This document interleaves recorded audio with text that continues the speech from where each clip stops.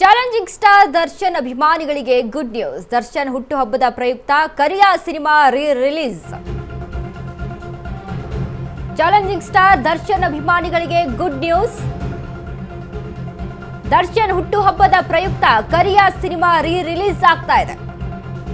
ತನಿಷಾ ಅವರ ಕುಪ್ಪಂಡಾಸ್ ಪ್ರೊಡಕ್ಷನ್ ಹೊಸ ಸಾಹಸ ಇದು.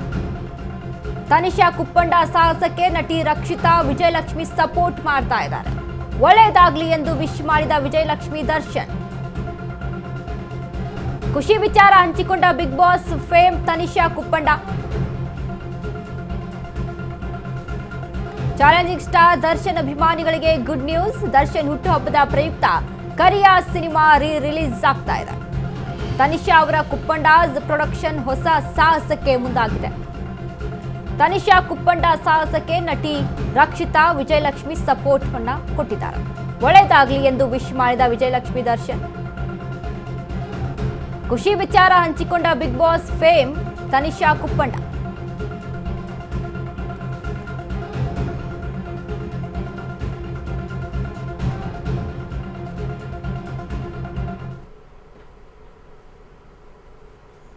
ದರ್ಶನ್ ಹುಟ್ಟು ಹಬ್ಬಕ್ಕೆ ಇನ್ನೇನು ಕ್ಷಣಗಣನೆ ಆರಂಭ ಆಗಿದೆ. ಕರಿಯಾ ಸಿನಿಮಾ ರಿಲೀಸ್ ಆಗ್ತಾ ಇದೆ.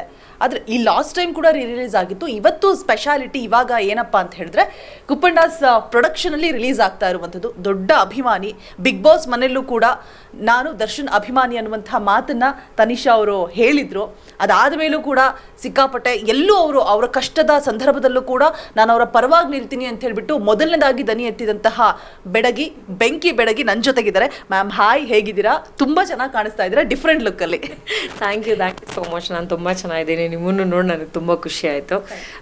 ದರ್ಶನ್ ಸರ್ ಅಂತ ಬಂದಾಗ ಅದು ಯಾವಾಗ್ಲೂ ಅಷ್ಟೇ, ಅಂದರೆ once a fan is always a fan. So ಅವರ ಒಂದು ಸಿನಿಮಾನ ರಿಲೀಸ್ ಮಾಡೋ ಮಟ್ಟಕ್ಕೆ ನನ್ನನ್ನು ಅವರ ಅಭಿಮಾನಿಗಳು ಬೆಳೆಸಿದ್ದಾರೆ ಅಂತ ಹೇಳೋದಕ್ಕೆ ತುಂಬ ಖುಷಿ ಪಡ್ತೀನಿ. I am so glad. ನನ್ನ ಒಂದು ಫೇವ್ರೆಟ್ ಸ್ಟಾರ್ ಸಿನಿಮಾನ ನಾನು ಹೌದು, ನನ್ನ ಪ್ರೊಡಕ್ಷನ್ ಮಾಡೋದು ಒಂದು ಬೇರೆ ಲೆಕ್ಕ ಆಯಿತು ಅಂತಂದರೆ ಈ ರಿಲೀಸ್ ಕಾನ್ಸೆಪ್ಟನ್ನು ಹೊಸದಾಗಿ ಯೋಚನೆ ಮಾಡಿರೋವಂಥದ್ದು. ಅದು ಇದುವರೆಗೂ ನಾವು ಮಾಡಿಲ್ಲ, ನಮಗೆ ಇದ್ರ ಬಗ್ಗೆ ಗೊತ್ತಿರಲಿಲ್ಲ. ಸೊ ಏನಾದರೂ ಒಂದು ಮಾಡಬೇಕು ಬರ್ತ್ಡೇಗೆ ಅಂತ ಯೋಚನೆ ಮಾಡ್ತಿದ್ದಾಗ ನಾರ್ಮಲ್ ಆಗಿ ಅವರು ಹೇಳಿದಂತಹ ಪ್ರಕಾರ ನಾವೆಲ್ಲರೂ ಸೆಲೆಬ್ರಿಟೀಸ್ ಅಂದರೆ ಅವರ ಫ್ಯಾನ್ಸ್ ಯಾರಿದ್ದೀವಿ ನಾವೆಲ್ಲರೂ ಅವರ ಬರ್ತ್ಡೇ ದಿನ ನಾವು ಅನ್ನದಾನ ಮಾಡೋದಾಗಿರ್ಬೋದು ಅಥವಾ ಗ್ರಾಸರೀಸ್ನ ರೀಚ್ ಮಾಡಿಸೋದಂಥದ್ದಾಗಿರ್ಬೋದು, ಈ ಥರದ್ದೊಂದಷ್ಟು ಕೆಲಸನ ನಾರ್ಮಲ್ ಆಗಿ ಮಾಡ್ತಾ ಬಂದಿದ್ದೀವಿ. ಹೊಸದಾಗಿ ಏನಾದರೂ ಒಂದು ಯೋಚನೆ ಮಾಡಬೇಕು ಅಂತ ಬಂದಾಗ and on top of it ಸಿನಿಮಾದವರು ಅಂತ ಬಂದಾಗ ನಮ್ಮ ತಲೆಗೆ ಫಸ್ಟ್ ಬರೋದೇ ಸಿನಿಮಾ. ಈಗ ಸಿನಿಮಾ ಪ್ರೊಡ್ಯೂಸ್ ಮಾಡಬೇಕು ಅಂತ ಅನ್ನೋದು ತೀರಾ ದೊಡ್ಡ ವಿಷಯ. ಆ ದೊಡ್ಡ ವಿಷಯದಲ್ಲಿ ಒಂದು 10% ನಾವು ಮುಗಿಸೋವಂಥದ್ದು ಈ ಥರದ್ದು ರಿಲೀಸು ಅಥವಾ ನಾನು ಅವರ ಒಂದು ಕಟ್ಔಟ್ ಮುಂದೆ ನಾನು ನಿಂತ್ಕೊಂಡು ಫೋಟೋ ತಗೋಬೇಕು, ಅದೊಂದು ತುಂಬ ದೊಡ್ಡ ಆಸೆ ಇದೆ ನನಗೆ.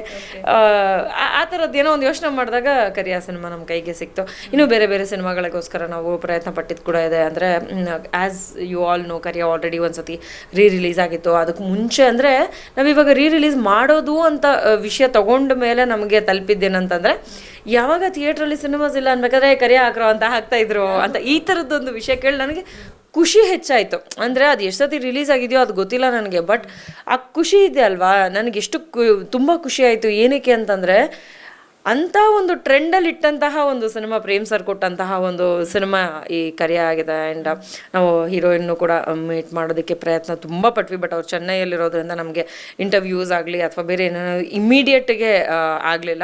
ಅದಲ್ಲದೆ ಐ ಜಸ್ಟ್ ವಿಶ್ ಬರ್ತ್ಡೇ ಅಷ್ಟರಲ್ಲಿ ಹೇಗಾದರೂ ನೋಡುವಂಥ ಒಂದು ಅವಕಾಶ ಸಿಗಲಿ ಅಂತ.